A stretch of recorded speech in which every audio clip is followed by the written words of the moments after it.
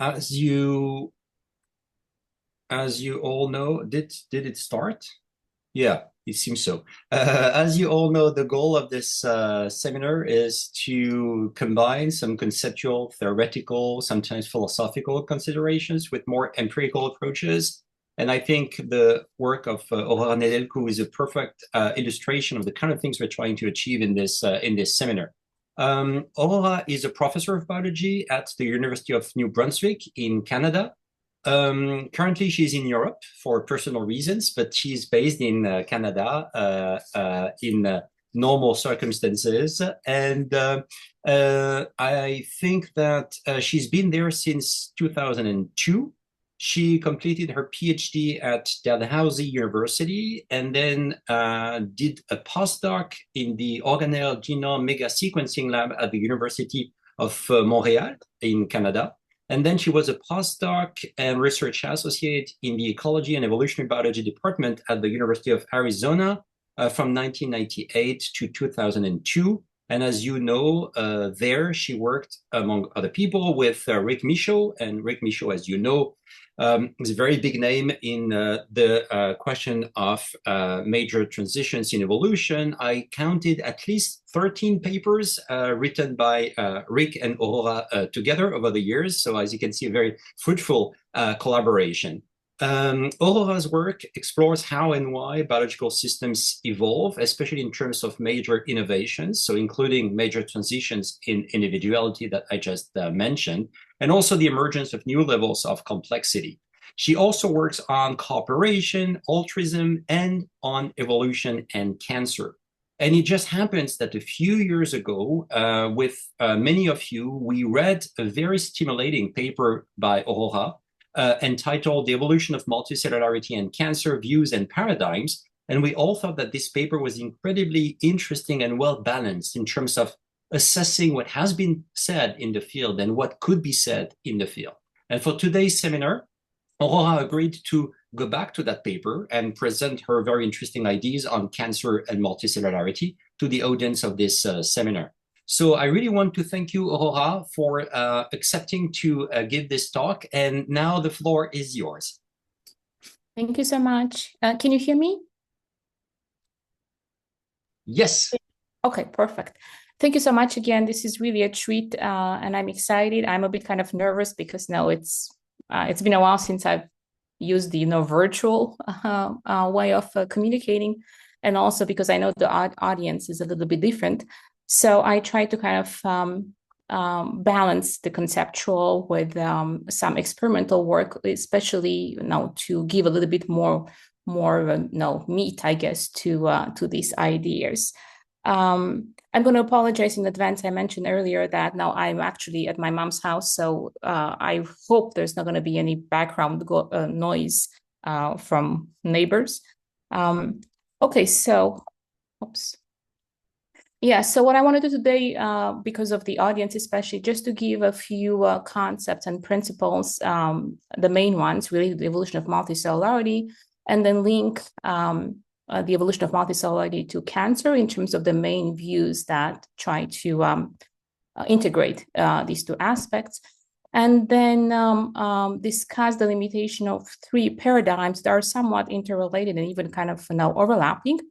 And again, it may sound a bit dry or conceptual, so I'm going to follow that with some experimental evidence. And of course, I'm going to now use my our work now on the model system that we developed and worked for the last 20 so years, the Volvos in green algae. And I hope to also have the chance to discuss another paradigm and also provide some experimental evidence from another set of model systems that we more recently developed, basically using in vitro experiments with real cancer cell lines.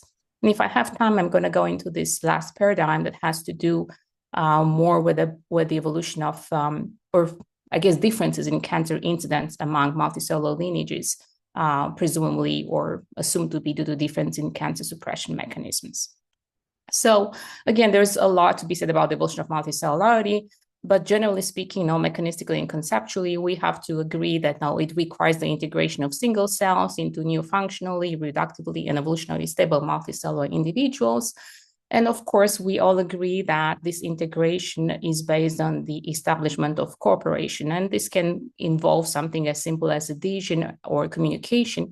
But the most important aspect of such cooperation among cells has to do with the specialization of cells in various functions, basically division of labor. But the important part is that this specialization actually decreases the fitness of individual cells with the goal of increasing the fitness of the multicellular individual.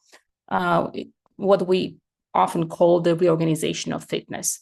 So with this, or during this process, what we observe is actually a change in levels of selection, with selection at the multicellular level overriding selection at the cell level. But since the cells were previously independent evolutionary individuals that were able to express the heritable variation in fitness, then mutations in this now individual cells in the group can still occur, and they can still increase the fitness of individual cells and be selected. So basically now you can still see evolution. And the best example, although not the only example of such processes within a multicellular organism, is known as cancer. So because of that, now we can envision that for multicellular lineages to be evolutionarily stable, some type of mechanisms that can control within group evolution had to occur. And since we talk about evolution, what has to be controlled is basically the occurrence of the somatic mutations and suppressing somatic selection. I'm going to come back to this in a second. So basically, these two aspects are generally associated. These two requirements are generally associated with the evolution, what we call cancer, or most people call cancer suppression mechanisms, just because within group evolution, people associate with cancer. So what type of mechanisms we're talking about? We can classify them in these two groups: mechanisms that prevent somatic mutations from occurring or being propagated. So basically, they suppress genetic variation. Again, these are usually called tumor suppressors because they have been studied mostly in the context of cancer and tumors. Again, I make a side point here. I'm going to come back to this. In fact, most of these so-called tumor suppressors are actually already present in unicellular species because they are very, very basic processes that are involved in genome stability, DNA damage sensing, and DNA repair. These are the so-called caretakers. And the gatekeepers are basically mechanisms that prevent this mutation from being propagated, basically inducing cells into senescence or programmed cell death. If mutations or mutant cells occur, then another level of control involves ways to reduce the selective advantage of those somatic mutations.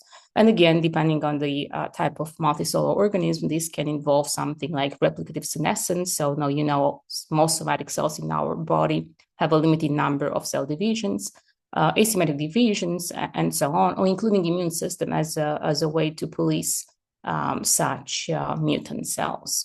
And again, I'm going to come back to some of this later in the talk. Again, quickly, when we say cancer, now people understand or envision a number of meanings. Generally speaking, cancer refers to a multitude of diseases that involve abnormal cells, and these abnormalities have to do with the way that they divide. We say they divide uncontrollably to form tumors, but also the ability to invade and spread to distant areas in the body, a process that we call, or people call, metastasis. Again, this second aspect of what we call cancer is actually what defines cancer and what distinguishes between what we call benign or non-cancerous tumors from cancerous or malignant tumors. That being said, especially in evolutionary fields, cancer often is used synonymous to tumors. So because of that, you might hear about, cancer now is found in all multicellular lineages. Some people are more careful and might say cancer-like phenomena, because in many multicellular lineages, actually, the only thing we observe is the presence of tumors, not necessarily the ability to invade. So again, because such cancer-like phenomena have been reported and are being reported in all multicellular or most multicellular lineages, and because such phenomena have been reported in early diverged multicellular lineages, again, the current view is that cancer is a disease of multicellularity. Just a couple of more things about cancer background that relates to multicellularity. Interestingly, although cancers now occur or emerge independently in different individuals on different genetic backgrounds involving different type of mutations, they all converge in a number of phenotypic traits that are known as hallmarks, and the number of these traits kind of increases as we learn more about cancer. The main ones that most of us are familiar with are this idea that cancers, all type of cancers, are characterized by this type of cell proliferation, sustained proliferation, whether they make their own proliferative signals or they do not respond to growth suppressors. Again, and cells become immortal, they resist cell death, they evade the immune system. They acquire the ability to invade and migrate. They are very genomically unstable. They can hijack blood vessels. They can change the microenvironment, and they can also express a very deregulated metabolism, especially in terms of using mostly aerobic glycolysis. So these are things that all cancers express, although, as I said, the genetic basis is very different, even between tumors in the same individual. Interestingly, these hallmarks are actually, they can be really mapped on, or the hallmarks reflect the deregulation of traits that have evolved during the evolution of multicellular. At least most people would say that. So why is that? Because if we think about the evolution of complex multicellularity, we have to envision a number of processes, all of them are also disturbed in cancer. So evolution of multicellularity requires the ability to regulate cell division in response to group cues like developmental regulation, to restrict immortality to just a couple of cell lines, the germ and the stem cells. The rest of the cells express senescence. To express different genetic programs, basically, evolution of cell differentiation, to remove damaged and mutated cells, to suppress somatic cells, to interact with other cells, to stick together, and so on. So all these traits, again, you recognize them. So the white ring here indicates the hallmarks of cancer, and the blue one are actually traits that are assumed to have evolved during the evolution of multicellularity. So once again, because of this mapping, and also because of the somehow widespread of cancer among all multicellular lineages, cancer and evolution of multicellularity have been linked for a number of years now. That being said, the way that cancer and evolution of multicellularity are linked, there are several ways that people think of this kind of link. So I'm just going to quickly go over three of them. And again, in red, I kind of just highlighted some of the points that I'm going to discuss later in the talk in terms of paradigms. So the first and kind of common view, which most of them make sense. I'm not saying that, and they're also overlapping. They're mostly different frameworks. So the first framework has to do with the evolution of cooperative behaviors that I mentioned earlier. So of course, in that framework, cancer is seen as a breakdown of cooperation. So cancer cells are simply cheater, selfish cells. And again, in this framework, all the hallmarks of cancer actually correspond to ways in which the cancer cells cheat the foundation of multicellular cooperation. There's breaking of different kinds of cooperation. A second framework is a bit more molecular, and it's imagining cancer as being the result of a disruption of molecular networks that have been established during the evolution of multicellularity. So basically, as a result of this disruption, cells becomes increasingly dependent on unicellular processes. So basically, they want to go back to a unicellular state. And the main evidence that is used for this is the so-called cancer-related genes. Again, depends how you look at the issue. I'm going to come back to that again. Many of the so-called cancer-related genes appear to or are mapped, or their emergence now in the tree of life maps to the evolution of simple animals.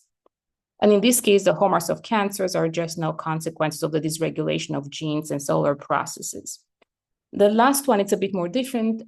They think of cancer as an atavistic state resulting from the reactivation of primitive programs that originated in the earliest unicellular species. So in this case, cancer is actually a reverse evolution back to the unicellular ground state. And again, they see the evolutionary path from unicellular to multicellular as being bidirectional, and cancer is the result of the return journey. So this is a little bit different in that respect. And again, this implies that cancer is a pre-programmed state. So it's a reactivation of a genetic memory of being unicellular. And in this case, the hallmarks of cancers are just reminiscent of the unicellular life. And again, you can see that in many of them, this idea of reversal to unicellular, this idea of cheating, and the so-called cancer-related genes. So as I mentioned, although there are different views, they are based on several common assumptions and paradigms. What I'm trying to do today, and I've been trying to think in the last few years, or to kind of provide maybe an additional layer of understanding by thinking about limitations of these frameworks, and if such limitations can be, or basically reevaluating these paradigms, whether these can provide us some new ideas, especially in terms of therapeutic implications. So the first paradigm, and the most general one, is that cancer is the result of the loss of multicellular traits because of the hallmarks of cancer mapping to those so-called multicellular traits. Cancer is considered a disease of multicellularity. What I'm kind of arguing, and I'm trying to make the point, that actually many of the so-called multicellular traits that are known to be lost in cancer are also expressed by unicellular organisms. Again, people talk a lot about cancer and multicellularity in terms of the control and loss of control of cell proliferation, but actually unicellular organisms, they are able really well to control their cell proliferation. I'm going to discuss this in the next paradigm.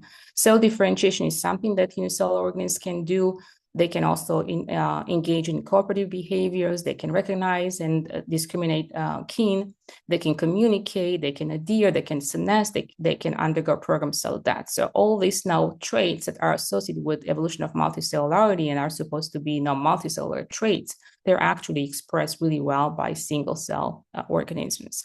Moreover, many of the genes involved in the so-called multicellular traits are actually still present in unicellular organisms or have been co-opted from homologs in unicellular species. To make it even more kind of convincing, the loss of these genes that are involved in multicellular traits but are present in single cell organisms, actually the loss of these genes in single cell organisms can result in cancer-like mutants.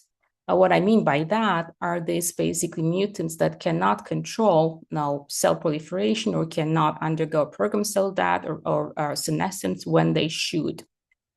These type of mutants, sometimes called cheaters or opportunistic mutants, they have been described in yeast, in bacteria, and green algae, and slime molds. And actually, they present the same type of problem to unicellular population than they do to a multicellular organism, in the sense that they can drive the unicellular population. In theory, they could drive the unicellular populations to extinction. However, they don't do that because they only increase transiently under some conditions. But in other conditions, actually, they do worse and they drive themselves to extinction. And why is that? Is because these mutated genes that give them an advantage in some conditions actually come with a cost in other circumstances, in other contexts, under different environmental conditions. So, in other words, the genes that are mutated, the genes that make them opportunistic or give them the genes that give them a opportunistic advantage actually have pleiotropic effects on other aspects of their fitness.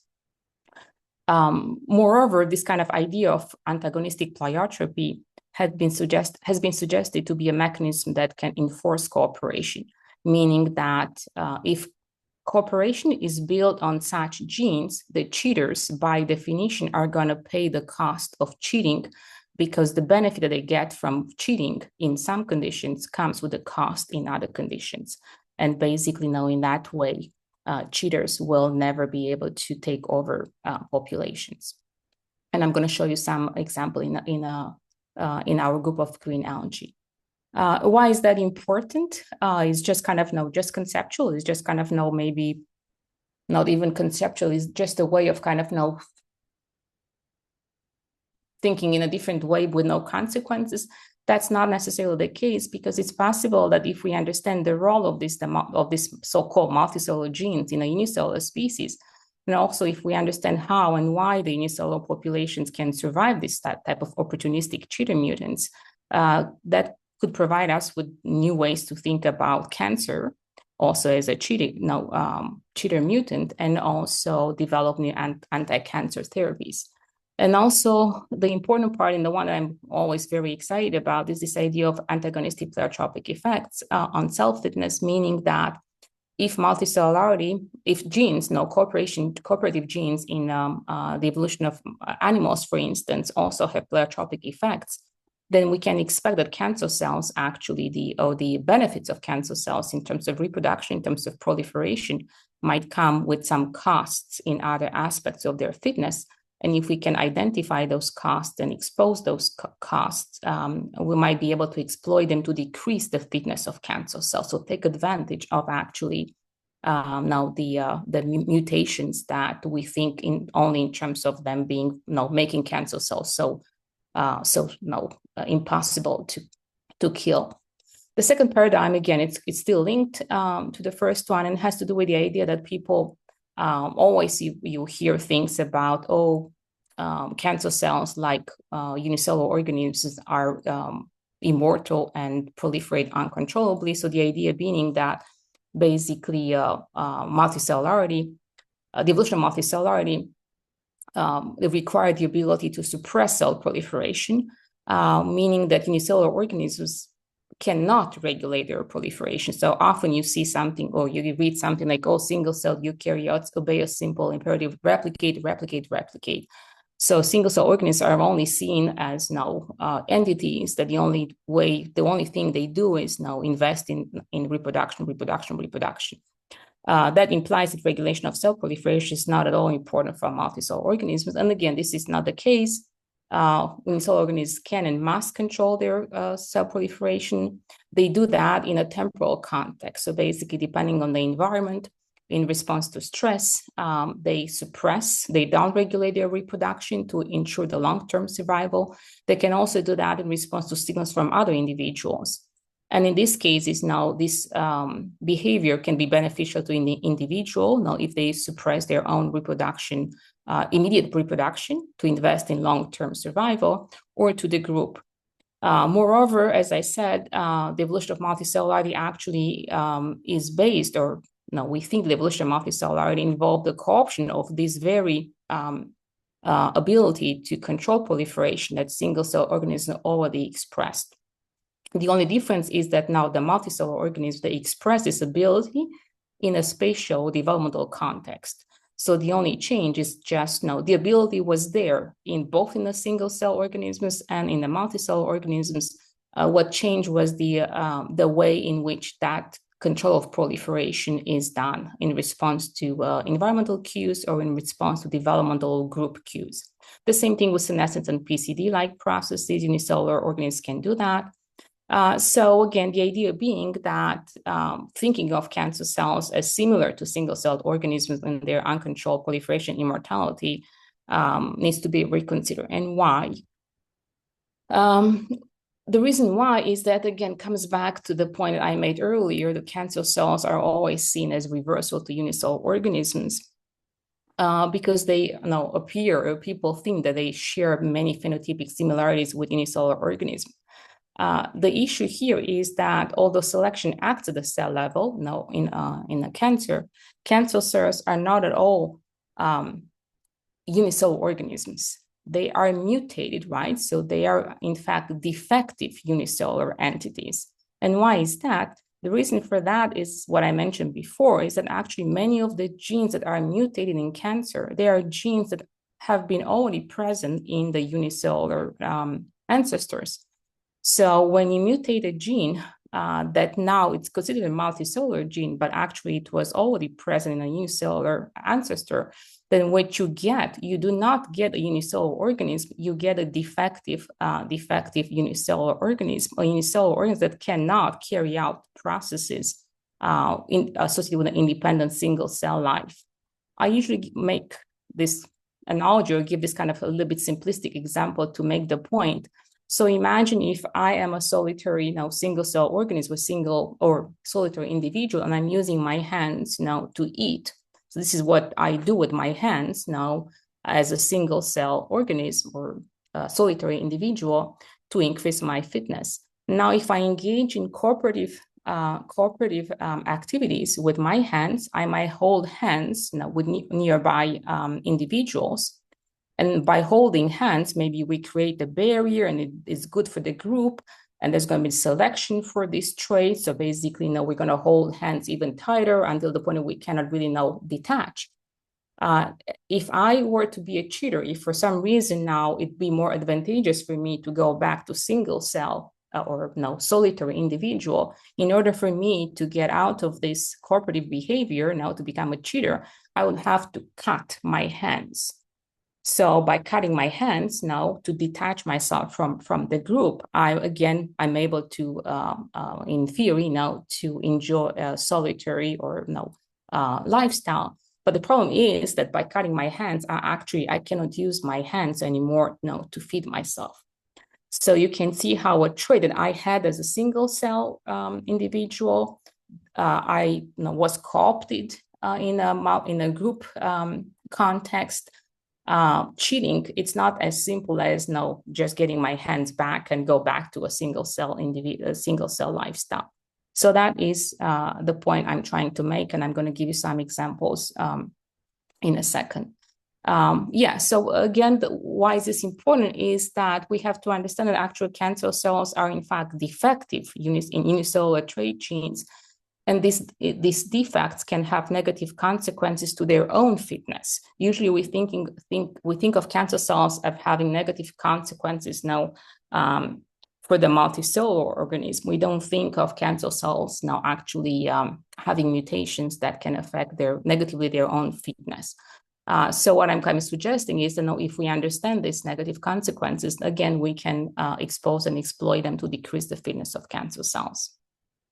This can also be seen in a different framework in terms of life history trade-off. If cancer cells were to go back to a real single cell organism lifestyle, so they would reclaim their individual level fitness, they have to carry out functions related to both components of fitness, survival and reproduction, whereas before, they're only specializing in the survival of the or somatic cells now specialize in the survival of the multicellular organisms. As a single cell, they have to be able to carry out both functions. And again, from life history, we know that investing in one fitness component, we're going to detract from the other component. I don't have time to talk a lot about this, but these are the basic life history trade-offs. So we can imagine that if cancer cells are so successful in reproduction, that success should come with a cost in other components of fitness, or at least in some contexts. If this type of life history trade-offs usually are magnified under environmental stress. So again, we can think of ways to manipulate the tissue or the tumor microenvironment through starvation, for instance, oxidative stress, and this type of experiments have been done.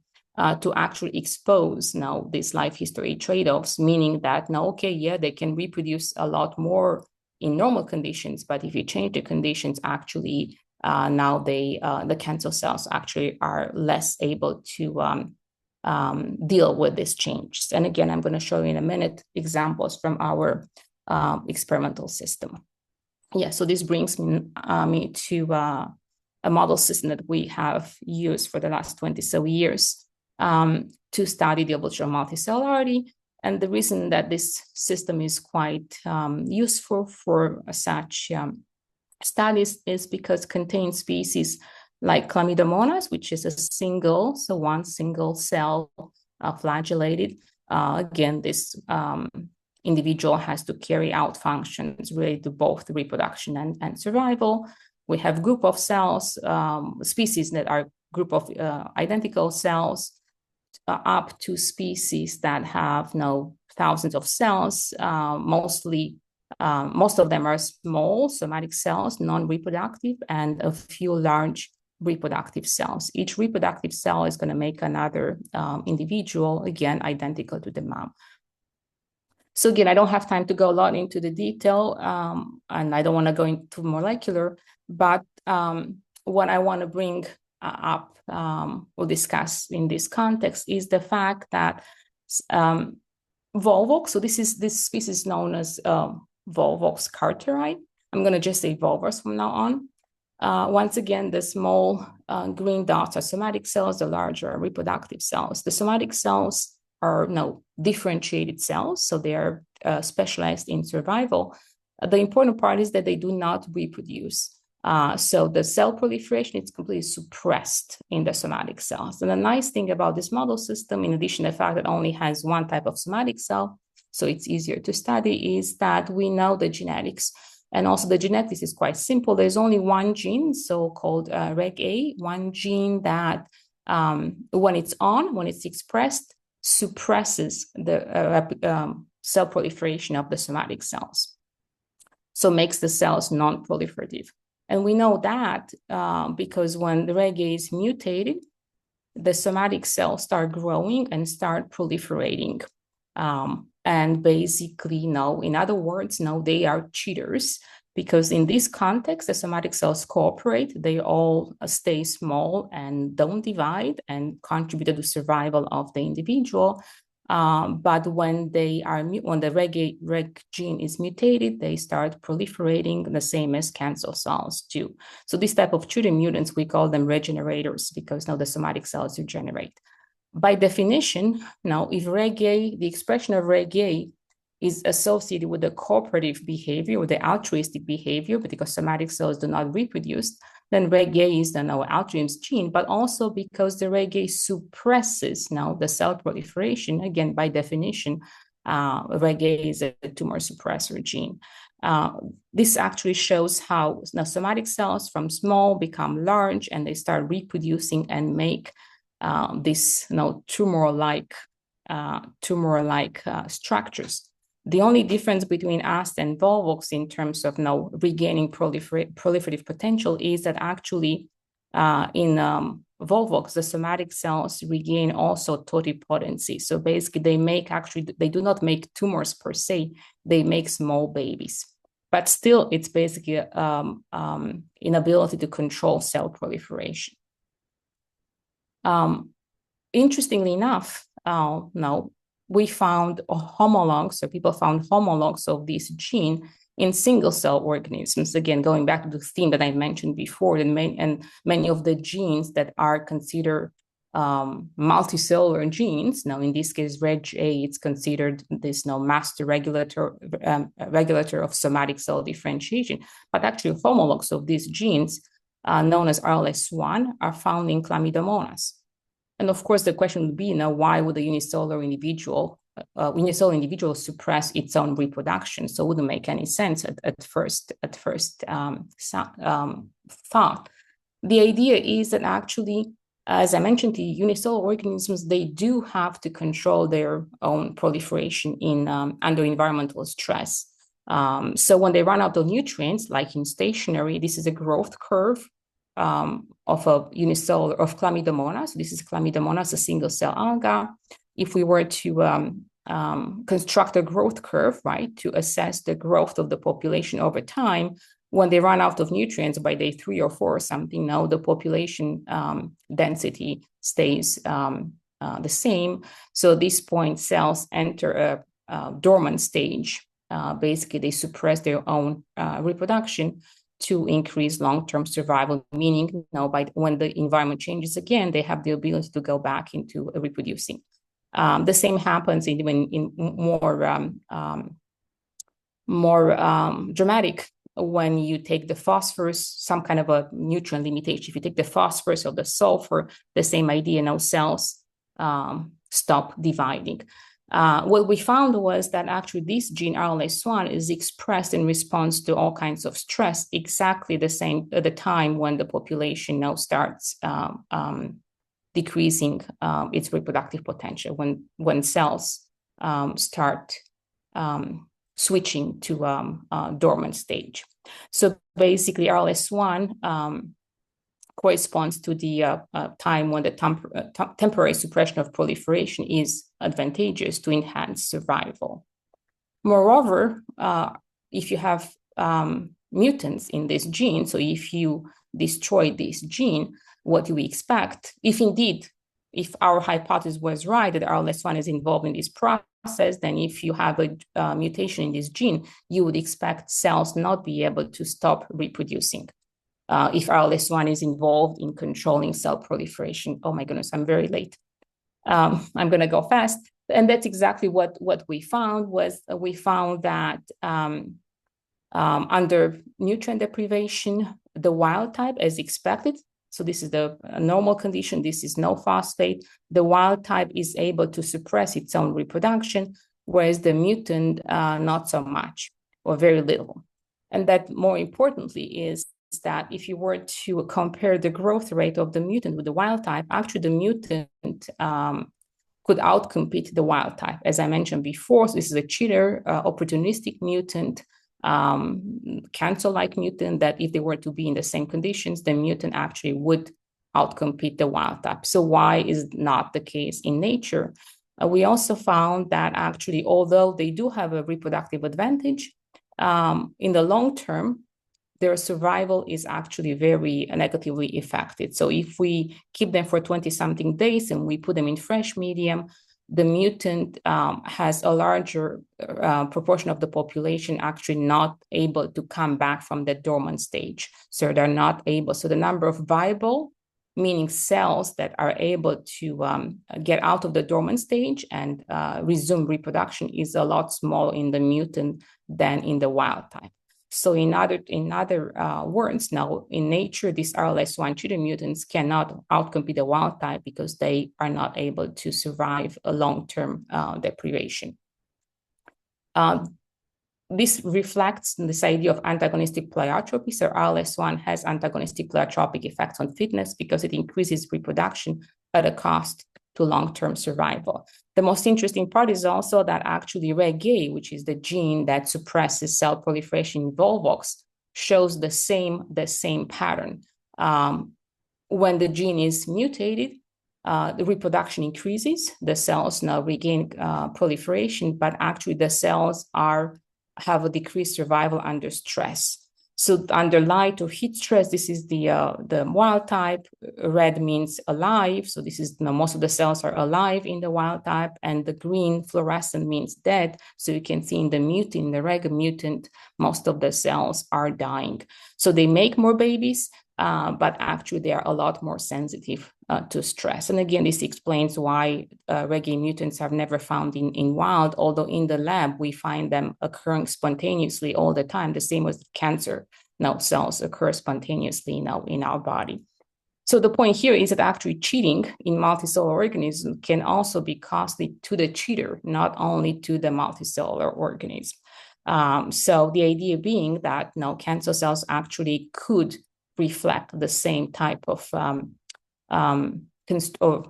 trade-off that are more the mutations providing more reproductive advantage that comes with a cost in other components of fitness. Yeah, so I just said that. So this trade-off, actually, this antagonistic pleiotropic effect on fitness, actually might be a built-in cancer suppression that we inherited from our single-celled ancestors. So it's possible that pre-cancerous cells So precancer cells occur in our bodies all the time, constantly. Not all of them make it, and not all of them make it in all of us. We don't know necessarily why, but it's possible that many of them actually are sensitive to aspects of our own body that makes them actually not be able to develop into full-blown cancer. So we wanted to test this, and in collaboration with a group in France, at the Université de Montpellier, we tested this idea with hydra and zebrafish. Hydra, it's this small invertebrate that has been shown to develop tumor-like malformations, but only when you bring them in the lab. In the nature, no matter how many times people collected hydra from nature, they never show this tumor-like structures or malformations. In the lab, they seem to develop such malformation quite often, and a few weeks or so after they are grown. So I kind of hypothesize that maybe it is because in the lab, hydras are kept with good food, constant temperature, constant light, and so on, which is not what would happen in nature. So then Sophie developed a experimental protocol to test this idea. So hydra were grown in different nutrient availability levels and frequencies. And interestingly enough, hydra that were grown with less food and at larger intervals never ever developed tumors. The only ones developed tumors were the ones that were fed a lot of food and frequently. The same was the case with the zebrafish that is genetically engineered to be able to develop now at will these precancerous lesions. Again, if the fish were not fed a lot of food and not very frequently, these lesions never developed in the tumors, but they did when food was available. So it's possible that actually the reason we don't see in the wild so many instances of cancer compared to in animals compared to animals kept in captivity might have to do with the fact that in the wild, the availability of food, the temperature, and all other environmental aspects are quite variable, which might provide this kind of selective pressure against precancerous cells. So might act as a purging mechanism. And that might be also the case in humans, since lately we the way that now our lifestyle is actually not matching anymore the lifestyle and environment that we evolve. So there's a so-called mismatch with the current environment, meaning that now again with more availability of food and constant environment, our ancestor purging mechanisms are not acting anymore. I'm going to be so late, so I'm going to just quickly go only to paradigm 4. The idea that cancer cells are selfish cheaters, and again, that is the case if we think of selfish cheaters with respect to the multicellular organism. That interestingly enough, cancer cells have been shown to cooperate with each other within a tumor, and this increases their overall fitness and the invasiveness and migration of the tumor. So the idea being, again, that if we think of cancer cells not only as selfish, but also being able to cooperate with each other, we might be able to break down the cooperative interactions between cancer cells and decrease the overall progression of tumors. And the phenomenon that we're interested in is the metastasis. And again, this is a very good example also of the role the cooperation can play. Normally or generally, metastasis, the dispersal was understood as single cells leaving the primary tumor, entering the vascular system and exiting, and then proliferating and initiating secondary tumors. More recently, we know that actually a group of cells can migrate together, invade, and even travel, although we don't know exactly how they go out from the blood vessel into the new tissue. So I'm going to quickly just go over 2 points about cooperative migration. The first one has to do with cooperative invasion. So to do that, we use two breast cancer cell lines. One is very migratory, very aggressive, and one it's not so much. And what we did, we culture them together or use the conditioning medium from the aggressive one onto the less aggressive one. And we asked the question whether they interact and whether this interaction increases the benefits now for both or one of the cell lines, which are genetically now quite distinct. So we found indeed now the most aggressive cell line secretes a factor, a growth factor that is a molecule, a signaling molecule used also by our normal cells, secretes this molecule that makes the aggressive cells aggressive. But an interesting thing is that the less aggressive cell can respond to this molecule and change its behavior into becoming more aggressive. But the most interesting part was that, in fact, once again, here we develop a model called that we now call it Help Me to Help You. So the aggressive cell line produces a molecule that keeps its aggressivity, but the same molecule can also co-opt a non-aggressive cell to become aggressive.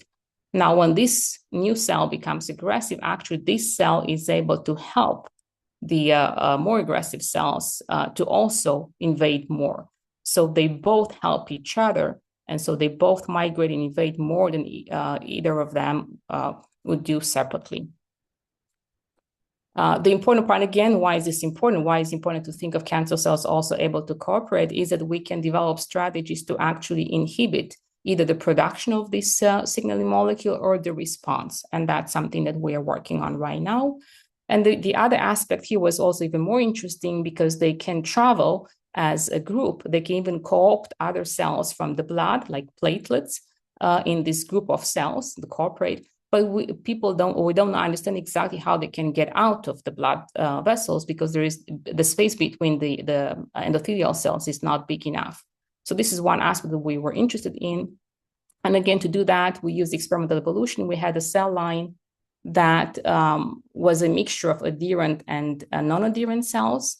And we selected for these cells that grow as clusters, little clusters of cancer cells in suspension, very similar to the ones that travel to the blood vessels as circulating tumor cell clusters.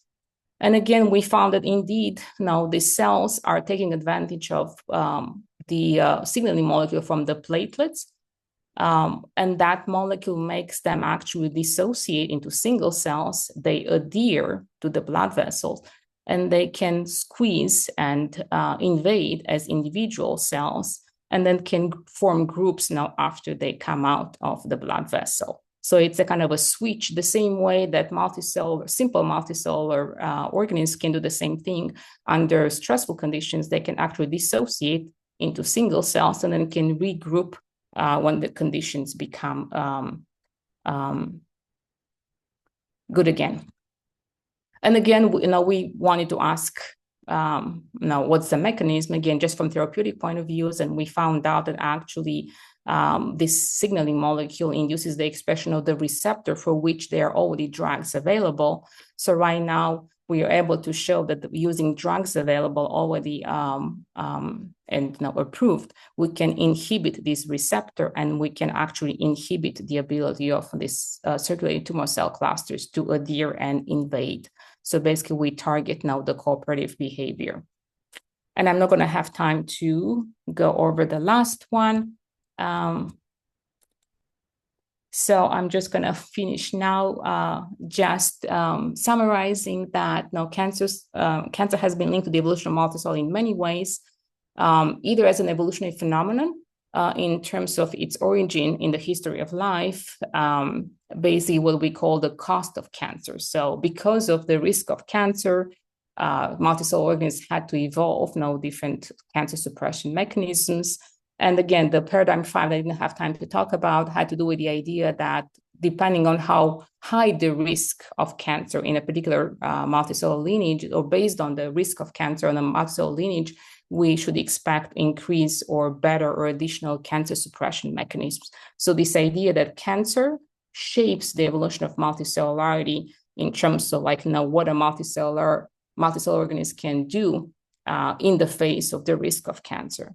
Another way that now people link cancer to evolutionary multicellularity is to think of cancer as an unavoidable disease of the multicellularity. So this is the cost of multicellularity, that now once you evolve multicellularity, you have to pretty much live with the cost of cancer. Yes. So again, these are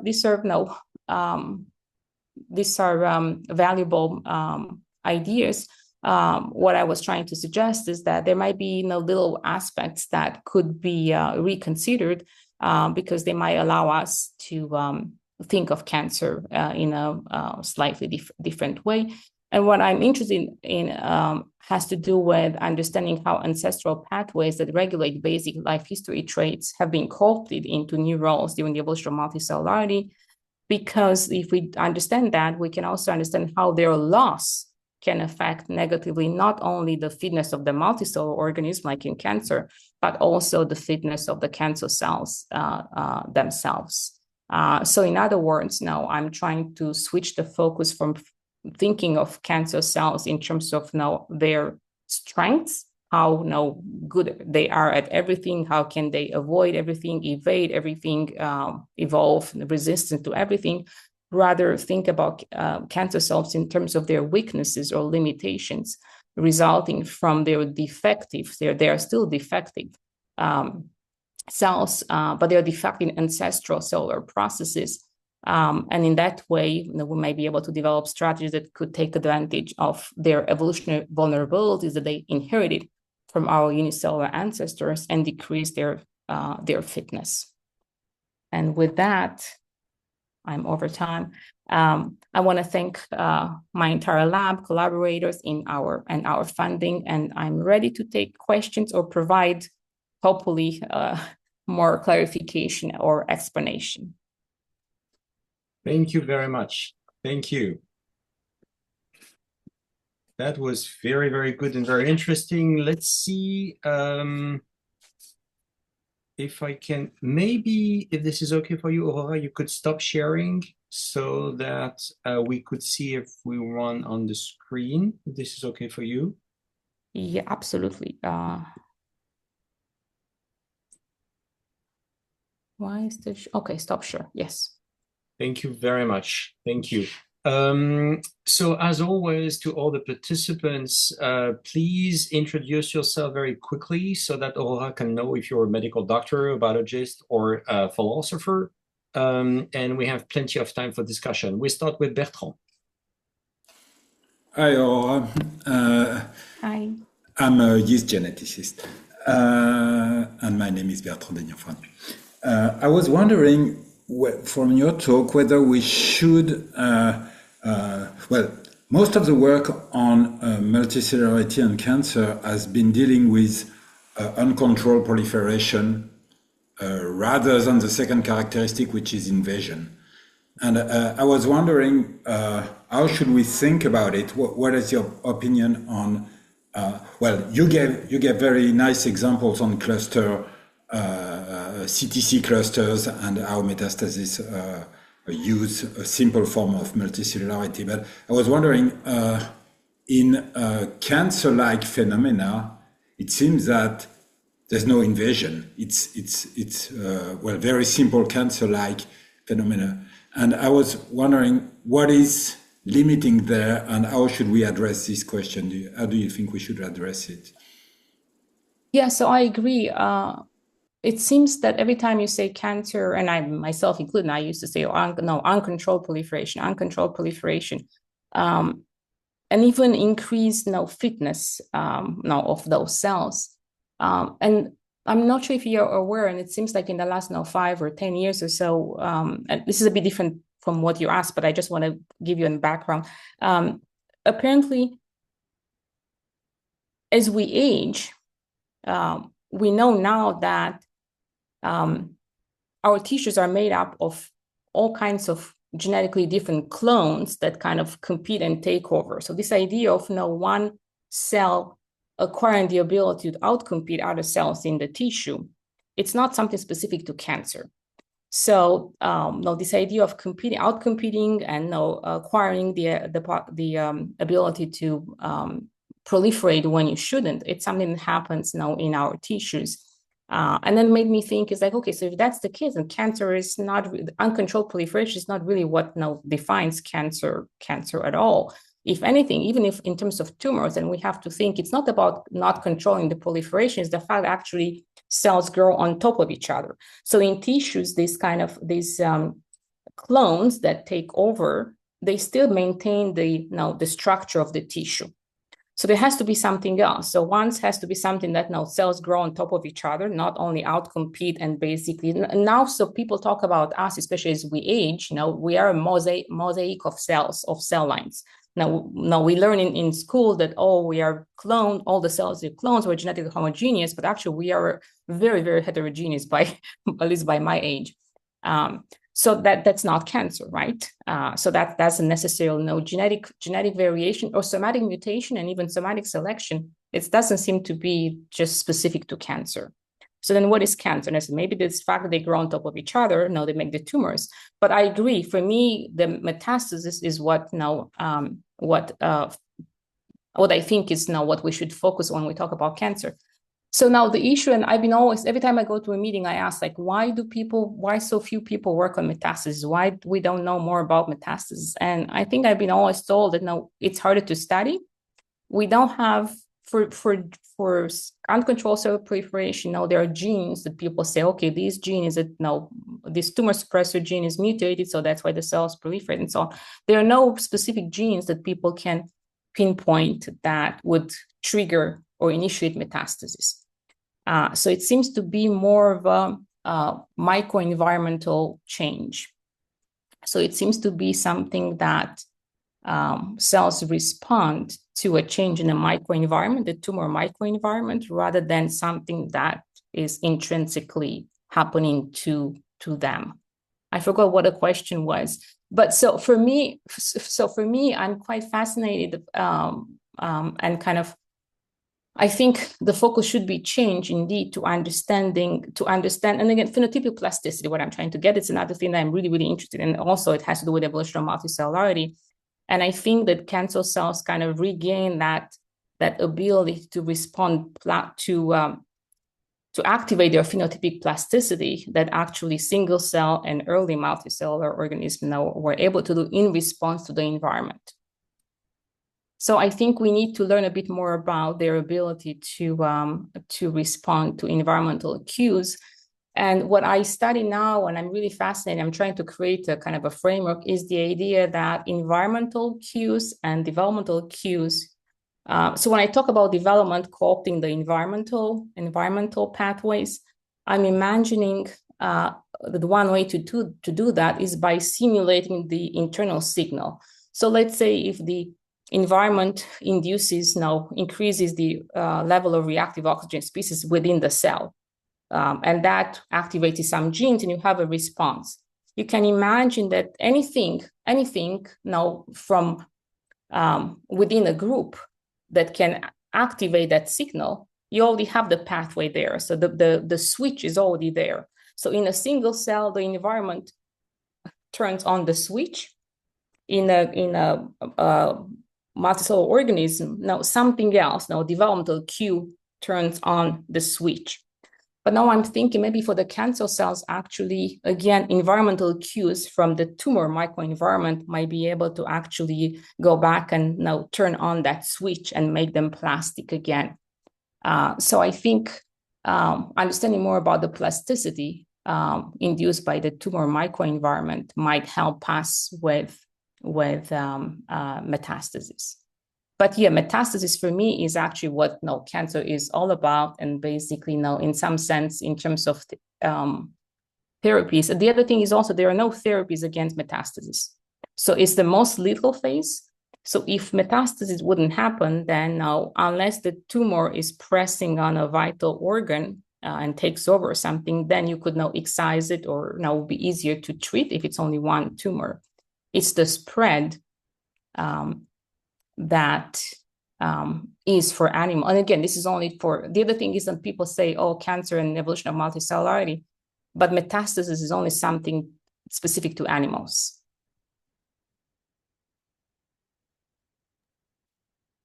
I had exactly a follow-up question on this. So the first thing I want to say is that I want to encourage everyone to ask questions. This is a fantastic opportunity to talk with Aurora. I also want to encourage students to ask questions, but my question was really a follow-up on that.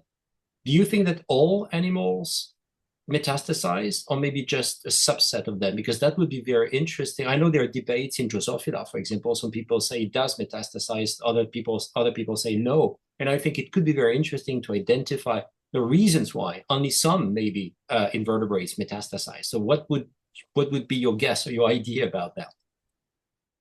I think my guess has to do with, again, the fact that cancer cells actually they express traits that are specific to that cell lineage. So to give an example, so apparently in mammals, and I have to remind myself, but in mammals, there's a correlation between the type of placentation, the type of placenta, and the incidence of metastasis.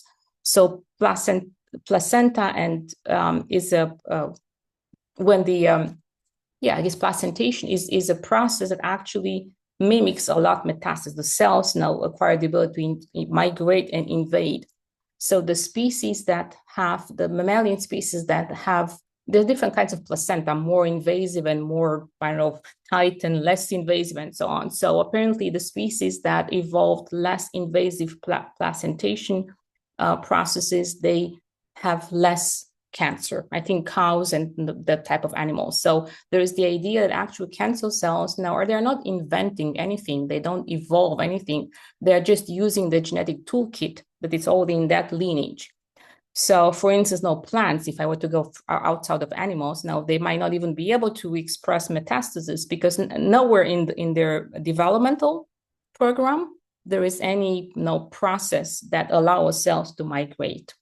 So cancer cells, the only thing that they do, they express traits, developmental traits that now are not supposed to be expressed now in that context.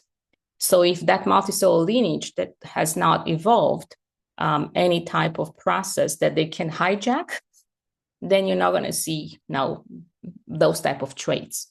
So I think it has to do with whether the developmental program in a particular species has something that would facilitate migration and invasion. Thank you. Question by Sergey. Thank you very much for your presentation. I'm a philosopher of biology with a background in molecular biology. So my question is concerning your Volvox model. As I understand, if I understand correctly, Volvox has all the cells have the equal identical genome in the model. But when we are speaking about different cancer cultures, there could be some genetic difference. So the question is, does this difference in genomes between different cell lines contribute into cooperation, so it can be helpful or it can prevent cooperation between different clones? What is the sense here? Yes.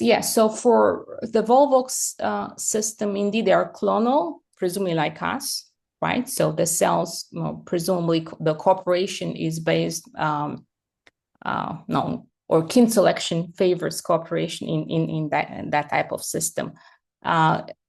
So I use the Volvox model system analogous to cancer, just with respect to the idea that a specialized cell in survival, a mutation that makes a cell to regain reproduction, right? That mutation, because of this antagonistic pleiotropy, that mutation actually might result in a decreased survival in other conditions. So that model system is only, or we're using it only to test this idea. The evolution of cooperation might have involved genes that have pleiotropic effects on fitness. specifically to suppress cheaters. Because now, if you initiate a cooperative behavior using a gene that it's useful for the group, but it's also useful for the individual, then when individual wants to cheat to get out of the group, right, it actually shoots itself in the foot. For the other system that with the cancer cell lines that we're using, that's indeed, we wouldn't be able to use a cancer Volvox model system for that, because for cancer, if there is something that we know for sure, the tumors are extremely heterogeneous. So even when we wrote a paper recently, kind of the paradox of cooperation among selfish cancer cells, because now even to think about cooperation in a system in which heterogeneity is so high, genetic heterogeneity is so high, now it might be a little bit kind of counterintuitive, but again, depends how you define cooperation. And I think in those systems is more of a, some people prefer to use kind of a mutualism, because now one cell does something, the other one does something else. So it's a bit more of a symbiotic kind of, again, some people think of cancer cells, the cancer cell clones in a tumor population, in a tumor, almost being like different species, because they are genetically so heterogeneous that now people think that, oh, these clones are actually different species. So if they are different species, then you go into other kinds of you might not call it cooperation, you might call it mutualism or reciprocal mutual cooperation and so on. So it's a very, very different type of cooperation. Yeah. So it's definitely going to be based on either public goods or exchange of metabolites.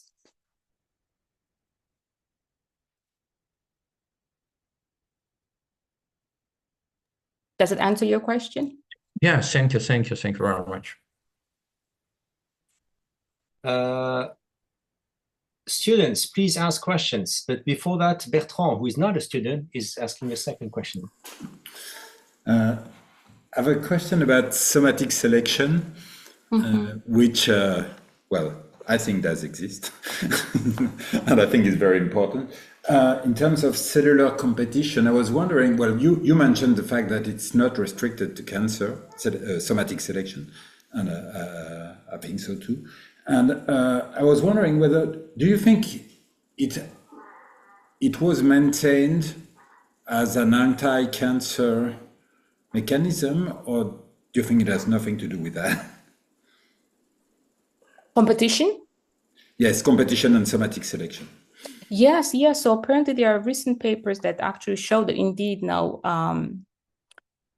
competition is actually can act as an anti-cancer mechanism. So cells that are identified, we don't know exactly, there are some ideas to know how those cells are identified as being off, right? They express something different. Some people think maybe it has something to do with the metabolism or something, and they are recognized and they are actually either pretty much pushed out of the epithelium, like kind of pushed out, or induced to undergo. So normally we think about program cell death as being intrinsic, that now, oh, if a cell is mutated, now it should induce its own program cell death just to eliminate itself.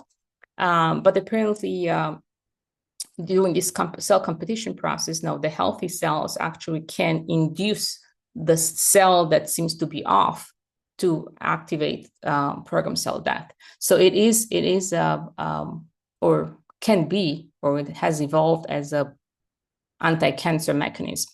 But apparently now cancer can also use that to outcompete the healthy cells under some conditions. So it seems to be kind of a vicious circle.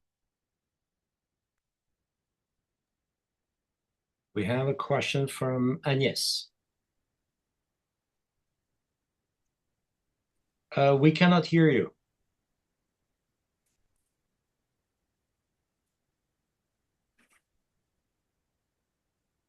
Oh.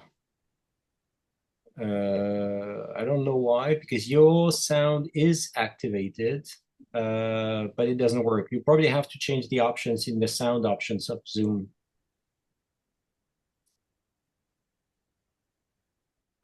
We still cannot hear you. Okay, so let's try again in a few seconds. So I'm gonna unraise your hand, and then please raise your hand again when you're ready.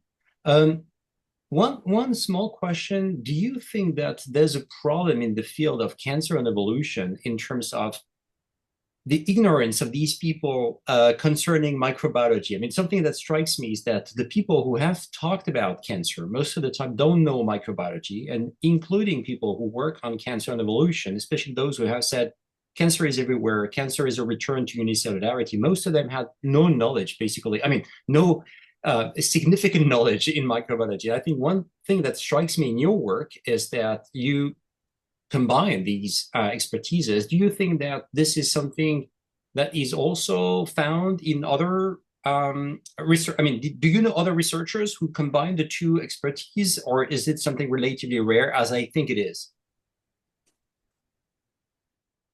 I think more people do appreciate. I think there is increased appreciation that microbial world is more complex than what people and I think there are more and more people who actually try to use microbial populations as now proxies or now ways to understand, because there are similarities now even in terms of the genetic heterogeneity of microbial population with tumor populations, even in terms of therapies, right? Like again, it's still amazing to me that there's not even more kind of synergy that when you talk about therapies, now we are, and everybody agrees, okay, antibiotics induce resistance, right?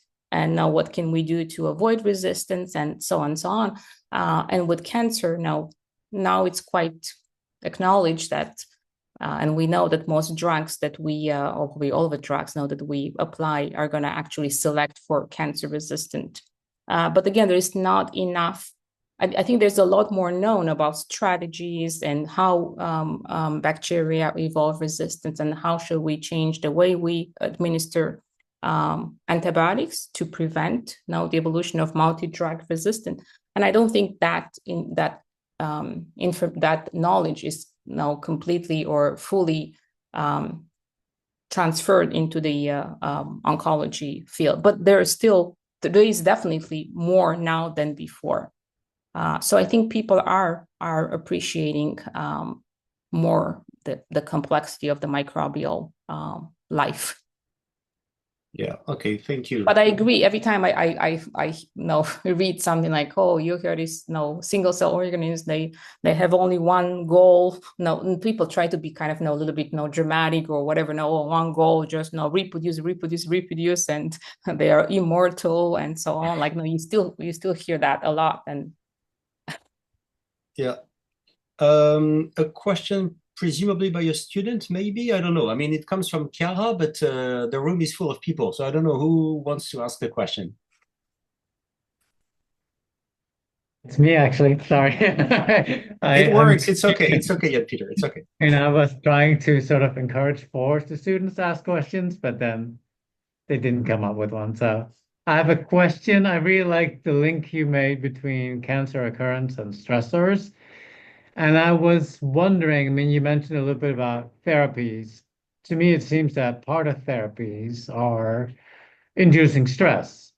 But then also, as you indicated, one of the trade-offs could be to select for certain resistance. So is there any way we could favor the good effect of stress and then mitigate the bad ones? Do you have any views? So there's, again, I'm amazed there's not more work on this, but it's been like probably now 10 years or so that these papers came out.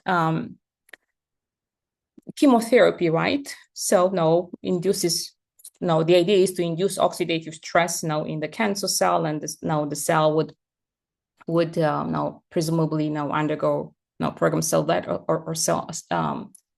So it appears that, and the reason we can still do that and not kill our own cells is that, okay, now let me just be sidetracked. So there's a therapy, and many oncologists even use this. What they do before they give the chemotherapy, the patient, it's kind of counterintuitive, the patient is actually put into a fasting. So when healthy cells, if you deprive them from nutrients, now they put them in a nutrient-deprived environment, you fast them, healthy cells turn on their stress response, right? And they go into this dormant, they stop proliferation the way that Chlamydomonas does, right? So they stop proliferating, and they turn on their oxidative stress response mechanisms. You come with the chemotherapy, our healthy cells, if they're already starved, they're already prepared with the stress responses on. So they are not so affected by the chemo. The cancer cells, you also starve them, but as I mentioned to you, the same as the Chlamydomonas now, because they are mutated in those genes, actually they keep reproducing. So you starve them, and for them, instead of now stopping and investing in maintenance, investing in getting yourself ready for now what's ahead, no, they keep on reproducing. So when you come with the chemo, they are very sensitive to the chemo. So this is called the differential stress response. So you can oversensitize the cancer cells to the chemotherapy by actually applying another stress before the fasting. So fasting for normal cells, it should tell you something is coming. No, there's something bad coming. No, get yourself into a good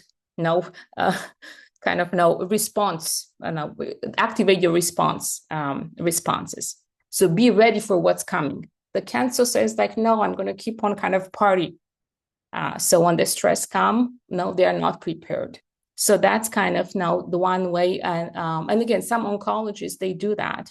They actually ask the patients before. So in that way, even in addition to the cancer cells actually being more sensitive, actually it protects our healthy cells. So people who fast before chemo, they have less of the side effects, because the side effects come from actually our healthy cells being killed by the chemo.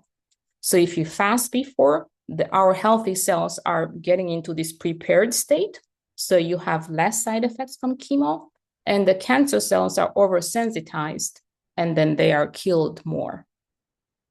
So there's evidence, and this has been done also with cancer cell lines, also mice, and again with patients also, but not large scale. So I've seen papers, and the idea was to have some bigger clinical trials, but still there are oncologists. I collaborate with an oncologist, and he does that for his patients. He asks them to, but people think, oh, it's counterintuitive, because it's true. Many people who take chemo, they're already weak, so losing weight and stuff. So people think it's counterintuitive to ask a cancer patient to fast before chemo, but it does decrease the side effects of chemo and has a better therapeutic outcome.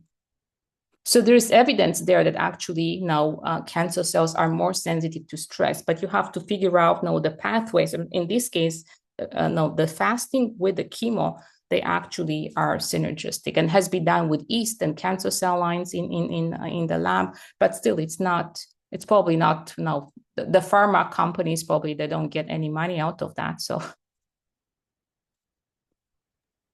for the final question, let's try to go back to the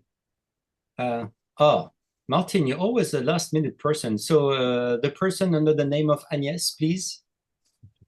I'm William. I'm a PhD on One Health. Thank you very much for your wonderful presentation.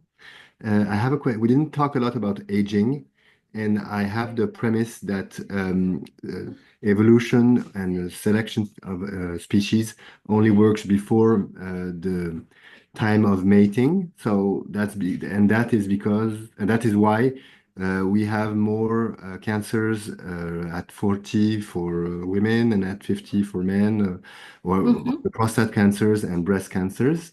And I'm wondering if in your research you would say that we have these cancers because we lose and we don't have anymore those mechanisms of defenses to prevent to go back to single cells, or are there other mechanisms that explain why we have so much appearance of cancers with aging? That means that aging is not a state of good health and has never been promoting as such, and we should try always to keep young to prevent cancer, or should we understand aging and cancer differently? Thank you very much. Yeah, so this was exactly what my last paradigm was all about. But I'm not trying to advertise my own work, but this particular aspect, there's another paper that I reviewed that I wrote recently. It's called Evo-Devo Perspectives on Cancer.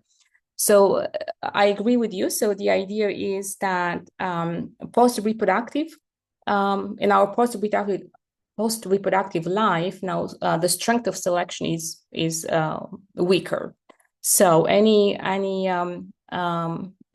traits that affect our health after post-reproduction, they are basically invisible to selection. So no selection cannot get rid of them. So aging is explained in that way also. But generally, people think cancer and aging as being two different processes, and they're both affected, or basically they are expressed post-reproductively because now of this decreased strength of selection. I argue, and others also, that actually cancer is not different from aging. Cancer is just a manifestation of aging, and basically is the result of decreased selection on somatic maintenance. So basically, what selection or evolution works towards is keeping our soma, maintaining our soma healthy as long as we reproduce. After we reproduce, now selection decreases. So basically the maintenance of the soma our soma is kind of starting to deteriorate. And because of that, we age, we have cancer, we have other cardiovascular diseases, and so on.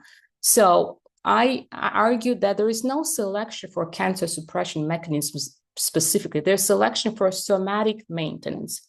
So these cancer suppression mechanisms, what we call cancer suppression mechanisms now, and again, we wrote another paper recently, it's in press, that we make the argument that these so-called cancer genes, they're not cancer genes, they didn't evolve to suppress cancer. They're also involved in development, in somatic maintenance, in all kinds of things. So all of those are basically things to maintain our soma.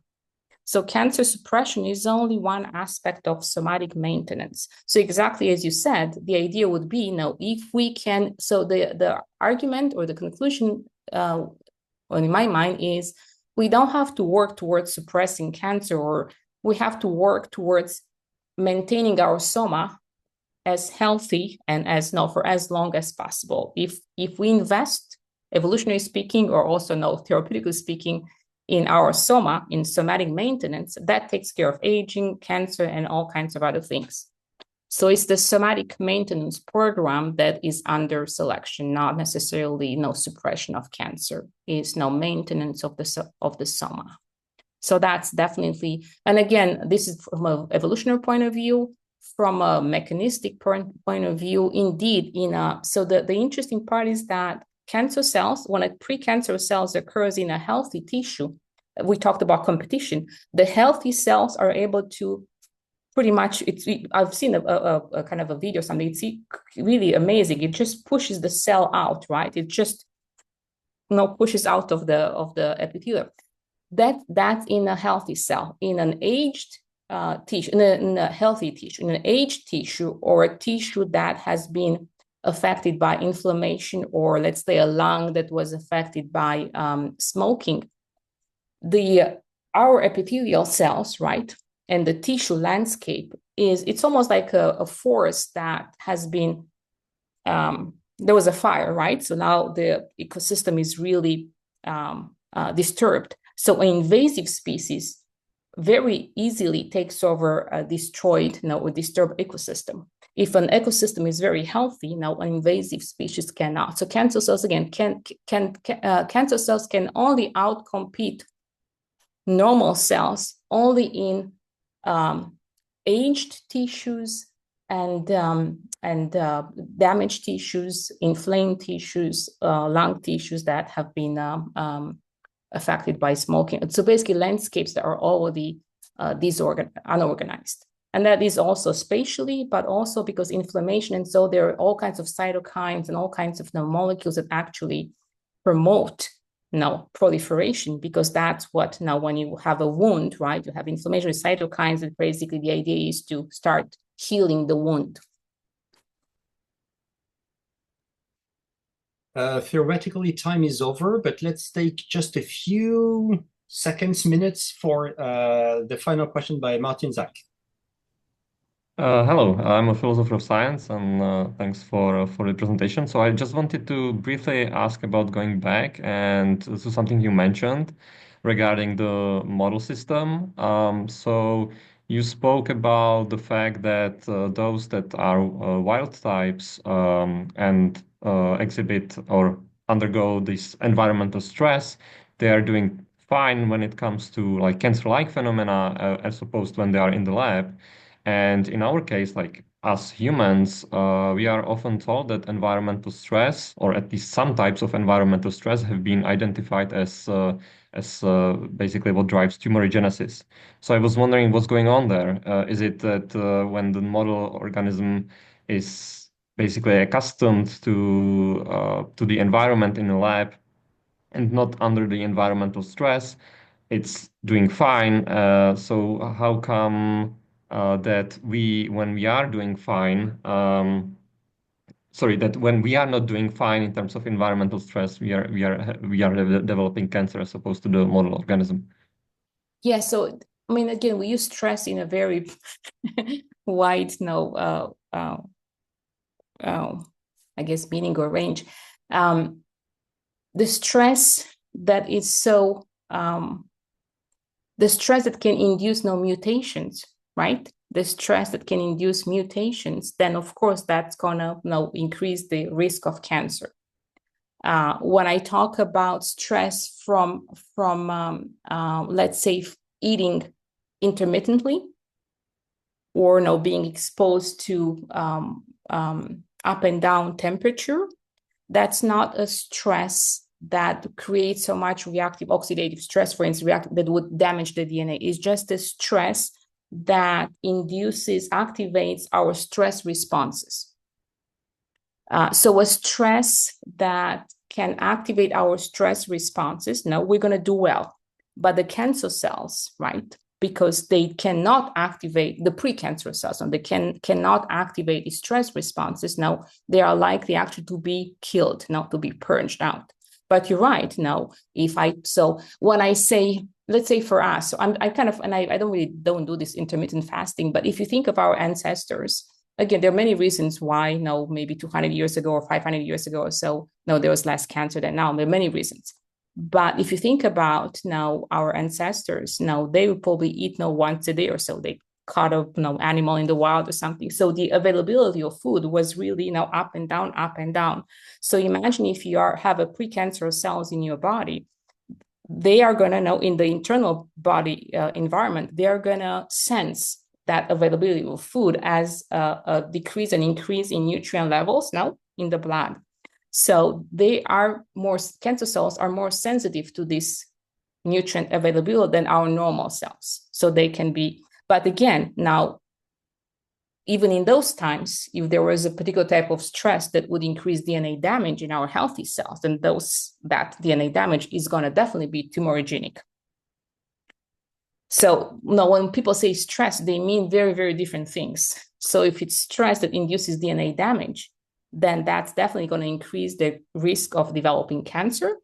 If it's stress that allows our normal cells to activate their stress response, acclimate, right?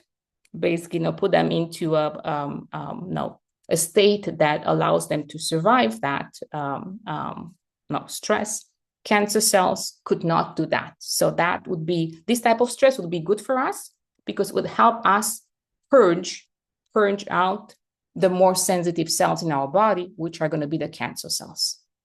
So this differential stress response. So we have cells in our body that the healthy ones are able to acclimate to this type of environmental stresses, but the cancer cells are not. But of course, if you come with very different type of stress, mutagenic type of stress, then our healthy cells are not going to be able to deal with that either. So it's the level of stress. Thank you very much, Aurora. That was great. Thank you so Thank much. you for accommodating this diversity of questions coming from every No, it's nice direction. to have the wheels moving, especially in yeah. different ways.